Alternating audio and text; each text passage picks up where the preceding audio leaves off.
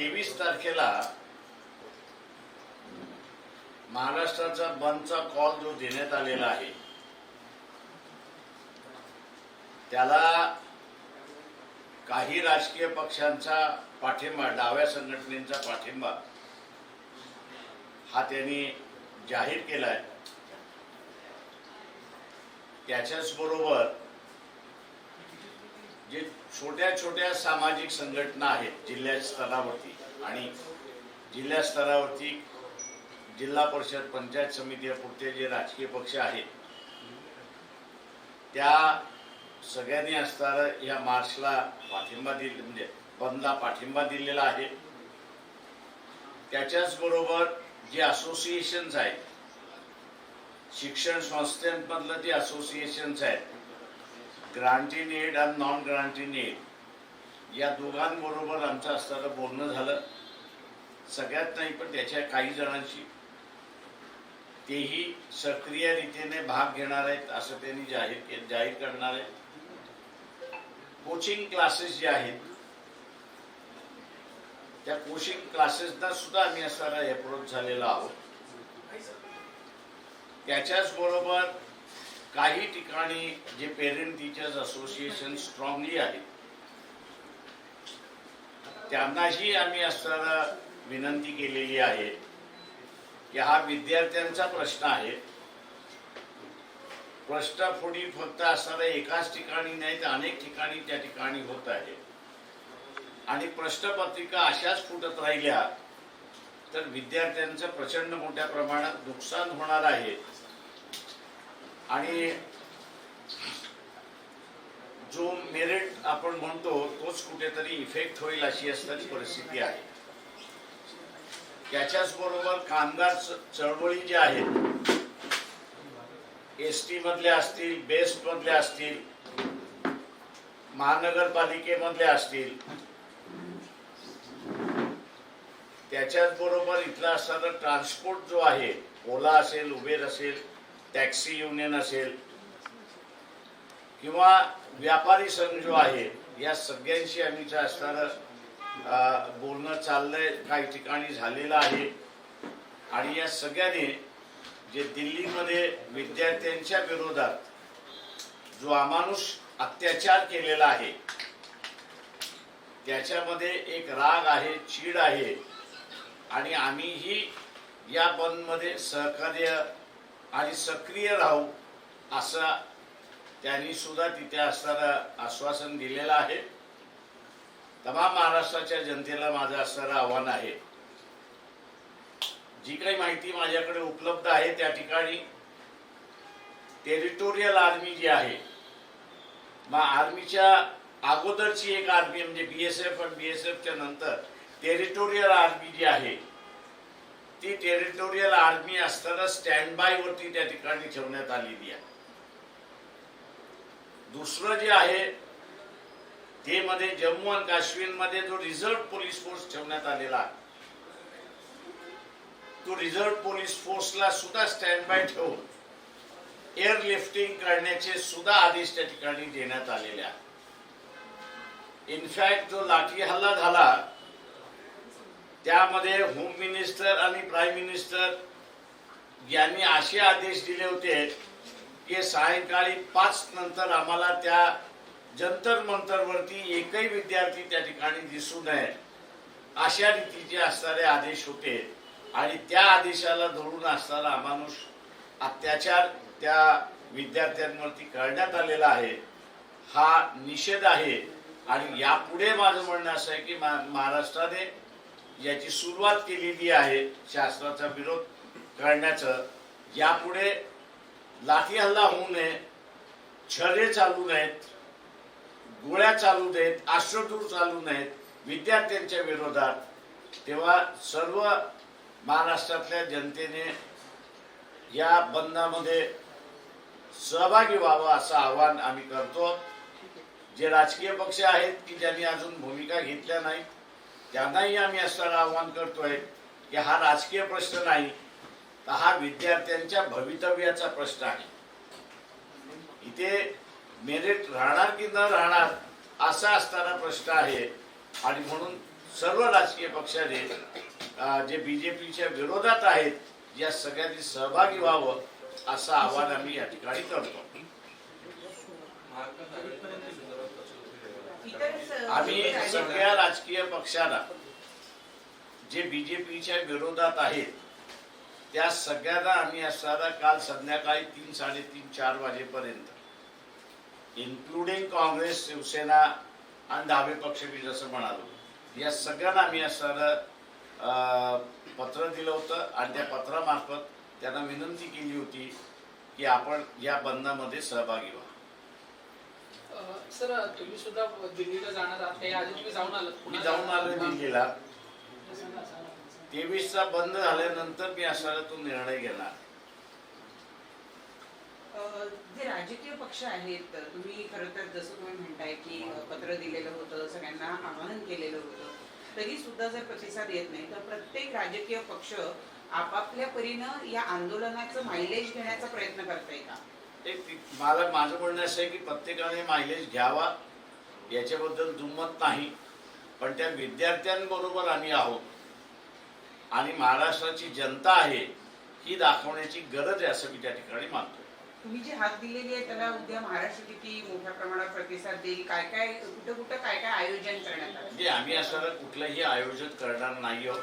आम्ही लोकांच्या सत्सद विवेक बुद्धीला असणारं आवाहन करतो आहोत की हा ज्या विद्यार्थ्यांसाठी तुम्ही सकाळी 9 वाजता बाहेर पडता आणि संध्याकाळी 7, 7:30 वाजता जे घरी पोचता, हा जो दर दिवसाचा जो कार्यक्रम आहे आणि त्यातून नवीन पिढी घडवण्यासाठी आपण जे सगळे प्रयत्न करतो आहोत, या पेपर फुटीच्या माध्यमामुळे त्या सगळ्यांवरती पाणी फिरणार आहे आणि म्हणून हे होऊ नये.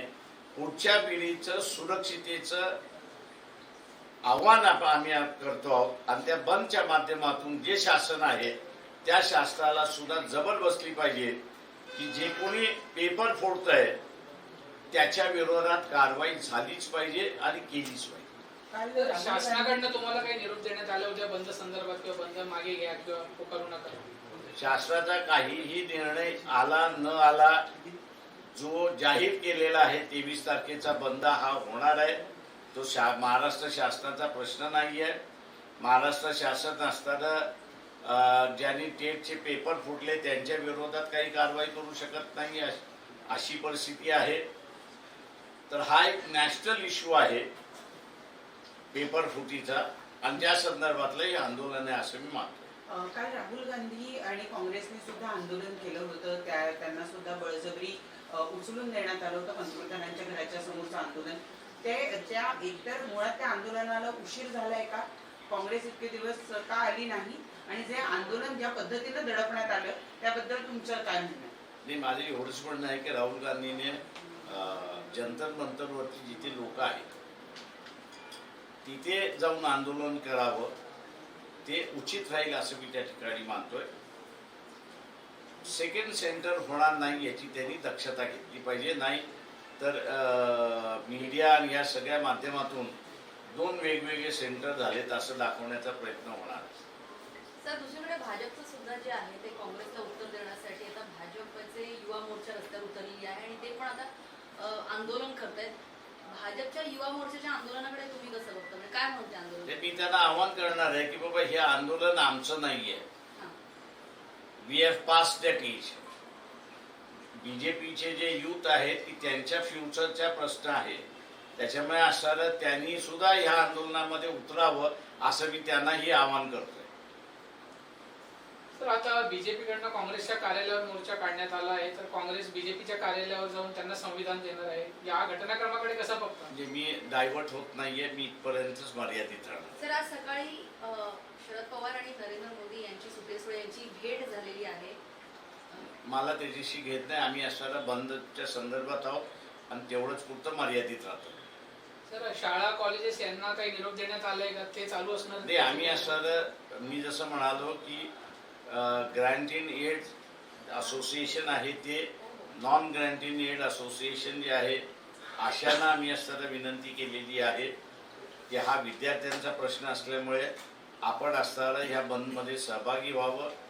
जसं मी म्हणालो की कोचिंग क्लासेस आहेत त्या कोचिंग क्लासेसना सुद्धा आम्ही असं अप्रोच झालेलो आहोत आणि ज्या ज्या ठिकाणी very strongly parent teachers association आहे त्यांनाही आम्ही असं अप्रोच केलेला आहे की त्यांनी सुद्धा याच्यामध्ये सहभागी व्हावं.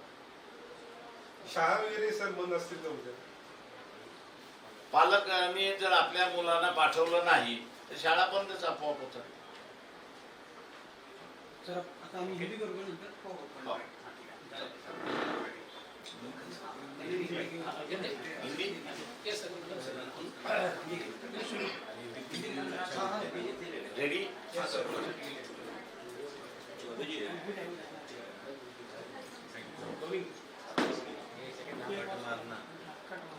जिस तरह से दिल्ली में जो विद्यार्थी आंदोलन कर रहे हैं उन पर लाठीचार्ज हुआ, छर्रे इस्तेमाल किए गए, आश्रुधूर भी छोड़े गए और जिस तरह गलवान के खाड़ी में इंडिया और चाइना के फोर्सेस का आमने सामने हुआ, वहां चाइना के जो सोल्जर्स थे उन्होंने बैटन लेके आए थे और उस बैटन को उन्होंने वायर लपेटा हुआ था. उसी तरह से दिल्ली पुलिस जो है और वहां की रिजर्व पुलिस जो है उन्होंने वायर मेस बंधा हुआ जो बैटन था उसको इस्तेमाल किया और उससे लोगों को पीटा है. ये मैं मान के चलता हूं. जो स्थिति हमको जानकारी मिली है वो यही है कि होम मिनिस्टर और प्राइम मिनिस्टर दोनों ने दिल्ली पुलिस को आदेश दिए थे कि शाम के 5 बजे के बाद यहाँ पर एक भी विद्यार्थी देखना नहीं चाहिए और इसलिए अमानुष लाठीचार्ज विद्यार्थियों पर हुआ है. सवाल ये है कि उन बच्चों का जो है, विद्यार्थियों का जो है वो फ्यूचर का सवाल है. पेपर अगर लीक हो रहे हैं और लीक पेपर की वजह से पूरी सिस्टम ही करप्ट हो रही है तो उसके खिलाफ का आंदोलन को इस तरह से बर्ताव सरकार ने करना गलत है, ऐसा मैं मान के चलता हूं. महाराष्ट्र की जनता जो दिल्ली के आंदोलन करने वालों के साथ में है, ये दिखाने के लिए 23 तारीख को महाराष्ट्र बंद का पुकार दिया है. सामाजिक संगठनों के साथ में बैठकें हो रही है. जिले जिले में हो सकता है कि आज शाम को प्रेस कॉन्फ्रेंस करके हमारा जिला भी बंद होगा करके कहा है. इसमें हम लोग ने जितने एजुकेशन संस्था है, granting aid, non granting aid, इनसे भी बात की है. टैक्सी यूनियन है उनसे भी बात की है.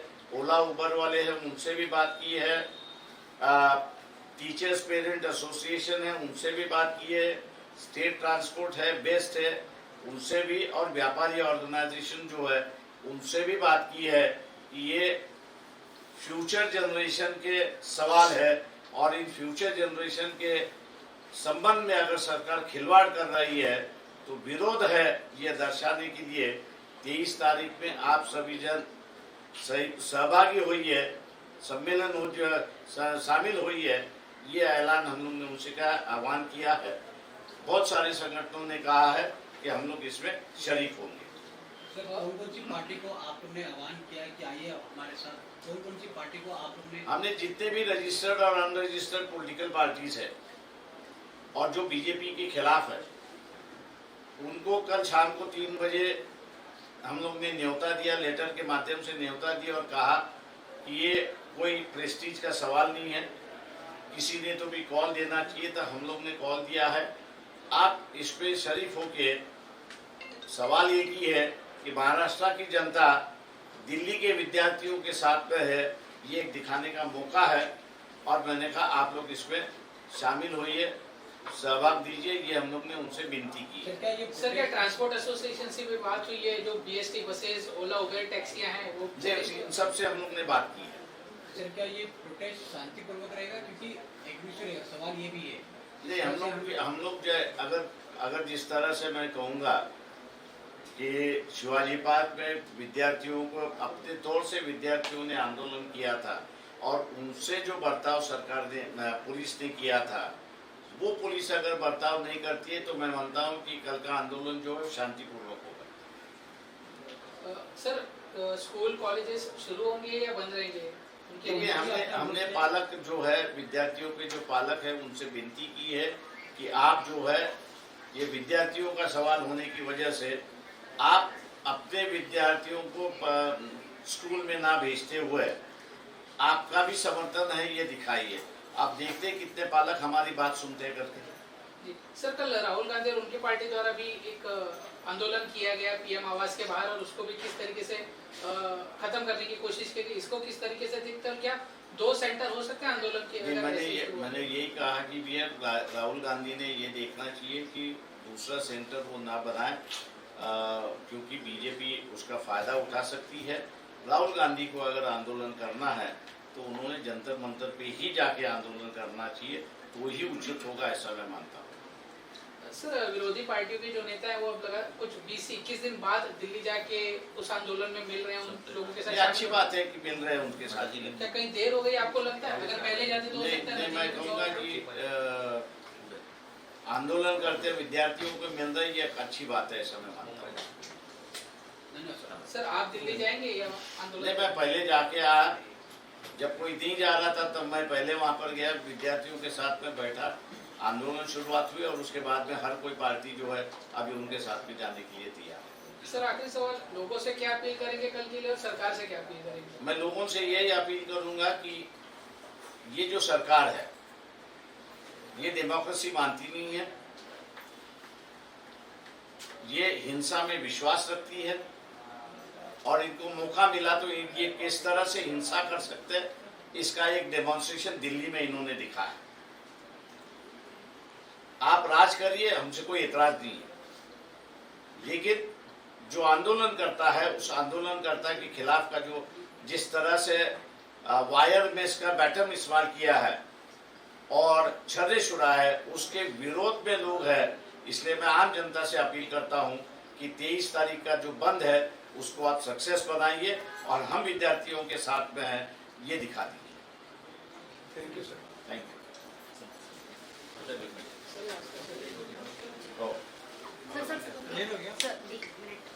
अरे ते 900 विचार ना, देखो, 900. सर, सर एकच अति महत्त्वाचा विषय आलाय. सर 900 आतापर्यंत मुंबई पोलिसांनी सीजेपीच्या समर्थनार्थ जे काही आंदोलनं करण्यात आली, 900 पेक्षा जास्त एफआयआर दाखल करण्यात आले. 0 एफआयआर दाखल 900 जणांवरती जे आहे 900 जणांवरती एफआयआर दाखल करण्यात आलेला आहे. हां. जुना 37-3 चे जे कलम आहेत ते त्यांनी लावलेले आहेत आणि त्याच्या अंतर्गत त्यांनी असणारं हे केलेलं आहे. त्यांनी फक्त असणारा कॉक्रोच पार्टीच्या विरोधातले नाही, पण जे पक्ष आंदोलन करायला गेले होते त्या सगळ्यांच्या विरोधात आहे. परवा रात्रीपासून असणारा पोलिसांशी बोलून, मग ते वरळी असेल, नायगाव असेल, दादरचा असेल किंवा सायनचा असेल, चेंबूरचा असेल किंवा कांदिवलीचे असेल, या सगळ्या पोलिसांशी संपर्क साधून कोणालाही अरेस्ट होणार नाही याची असणारी दक्षता त्या ठिकाणी आम्ही घेतली.